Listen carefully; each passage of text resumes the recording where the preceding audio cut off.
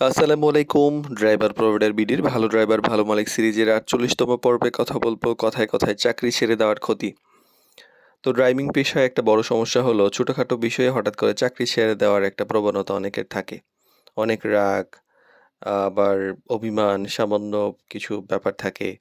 এই কারণে সিদ্ধান্ত নিয়ে ফেলেন যে আর চাকরি করব না।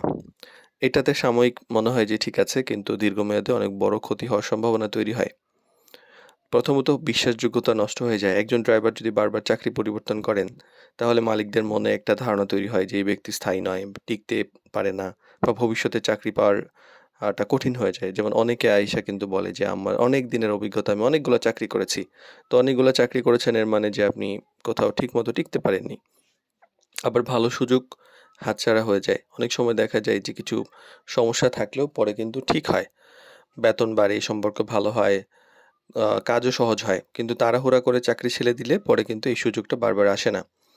আবার আয়ের ধারাবাহিকতা নষ্ট হয়ে যায়। চাকরি ছেড়ে দিলে আবার নতুন করে চাকরিতে ঢুকতে তো একটু সময় লাগে। তো ফলে নিয়মিত আয় যে বন্ধ হয়ে যায় এবং আর্থিক একটা চাপ তৈরি হয়।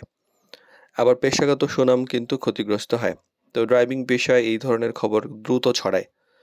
তো যদি কারো সম্পর্কে এমন শোনা যায় যে সে বারবার চাকরি ছেড়ে দেয়, তাহলে কিন্তু মালিকরা সতর্ক হয়ে যান। আবার সমস্যা সমাধানও কিন্তু শেখা হয় না। জীবনে সমস্যা আসতেই পারে, ঝামেলা হবেই, স্বাভাবিক। কিন্তু বারবার যদি আপনি চাকরি ছেড়ে দেন, তাহলে আপনার ধৈর্য তৈরি হবে না। সমস্যা সমাধানের অভ্যাস তৈরি হবে না। তাহলে করবেনটা কি? তো এইরকম সমস্যা হলে ছোটখাটো যদি সমস্যা হয় আগে ভাবুন, ভালো করে চিন্তা করুন, সমাধানের চেষ্টা করুন। খুব প্রয়োজন না হলে হঠাৎ করে সিদ্ধান্ত নেবেন না। আর চাকরি ছেড়ে দেওয়া কিন্তু সহজ। কিন্তু আসলে স্থায়ী বা একটা সম্মানজনক আ চাকরি বা অবস্থান তৈরি করা অনেক সময় কঠিন। তাই আবেগে নয়, বরং চিন্তা করে সিদ্ধান্ত নেওয়াই একজন পেশাদার ড্রাইভারের পরিচয়।